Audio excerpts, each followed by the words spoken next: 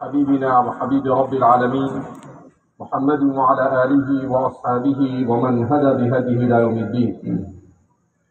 قال النبي صلى الله عليه وسلم: أفضل النكاح أيسرها مؤونة.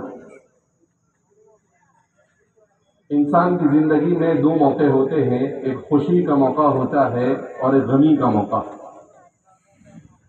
خوشی کا موقع یہ انسان کی زندگی میں سب سے اہم خوشی کا موقع یہ شادی کا موقع ہوتا ہے.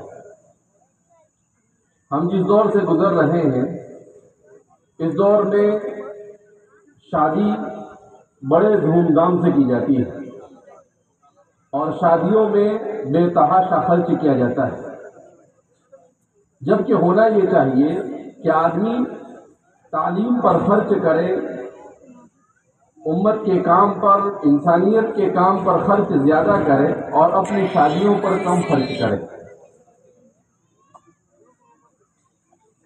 ابھی کچھ دنوں پہلے ایک کتاب میں نے عجیب واقعہ پڑھا.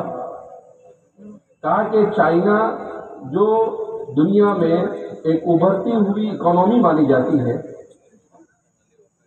تو کچھ لوگ وہاں پر گئے تو وہاں کے نوجوان سے پوچھا یہاں شادی کیسے ہوتی ہے؟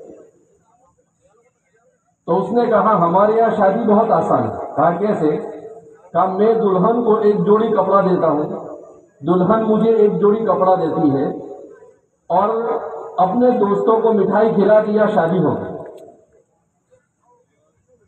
کہا اس سے زیادہ ہمارے یہاں شادی میں کچھ نہیں ہوتا ہے.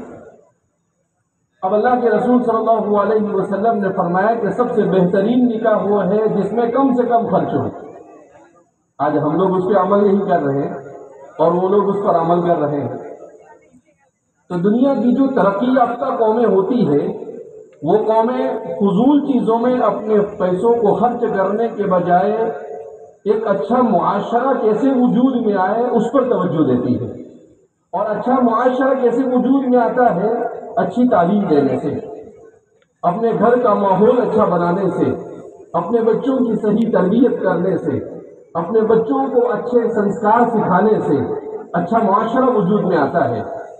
اگر ہم اپنے گھروں میں موبائل لے کر بیٹھے رہیں، اگر ہم اپنے گھروں میں اپنے بچوں کو اچھے سنسکار نہ سکھائے، اچھے اخلاق نہ سکھائے، تو ظاہر سی بات ہے پھر ایسی نسل اور ایسا جنریشن وجود میں آتا ہے جو لڑائی جھگڑے کرنے والا ہو، جو ڈپریشن کا شکار ہو، جو گالی گلوچ کا عادی ہو. اس لیے سب سے زیادہ توجہ انسان کو اپنے بچوں اور اپنے معاشرے کو تعلیم دینے پر دینی چاہیے. ہمارے والد صاحب نے الحمدللہ ملک بھر میں 100 سے زائد تعلیمی ادارے بنائے، جس میں مکاتب، مدارس سب کو ملا کر 2 لاکھ سے زیادہ بچے پڑھتے ہیں. ہزاروں بچے کوالیفائی ہو کر چلے گئے. میں نے دنیا کے 20 ملکوں کا سفر کیا، کوئی ملک ایسا نہیں جہاں پر ہمارے یہاں کا پڑھا ہوا بچہ نہ ملے.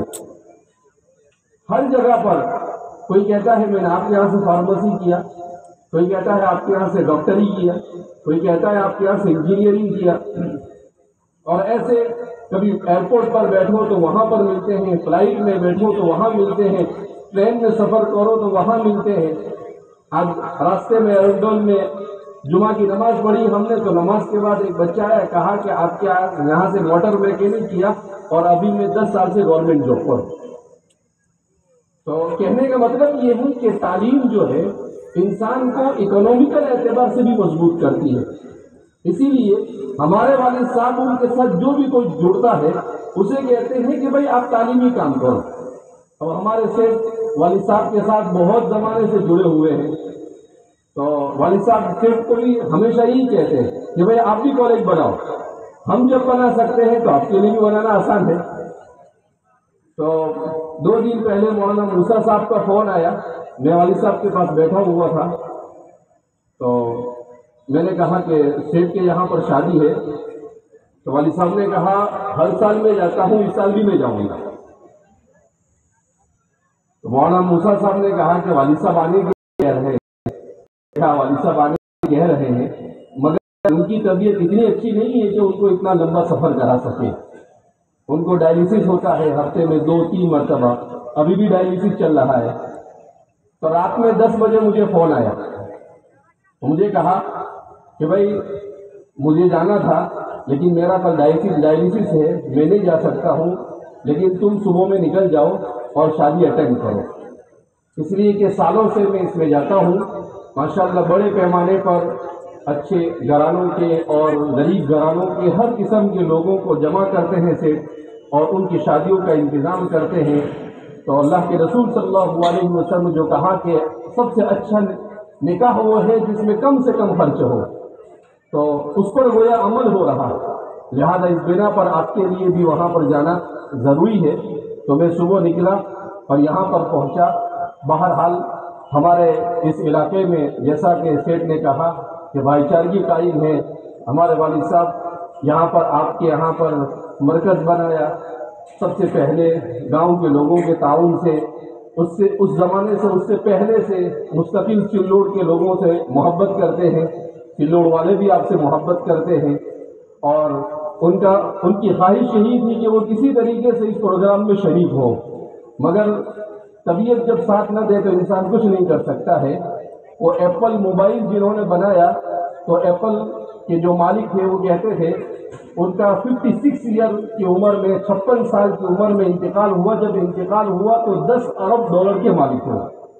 مرنے سے پہلے انہوں نے کہا کہ انسان سب کچھ کر سکتا ہے، پیسہ سب کچھ، پیسے سے سب ہو سکتا ہے، مگر پیسے سے اپنی مصیبت کسی کے اوپر نہیں ڈالی سکتی، اپنے اوپر آئی ہوئی بیماری کسی کو نہیں دی جا سکتی، اپنے اوپر آنے والی مصیبت کو ٹالا نہیں جا سکتا ہے۔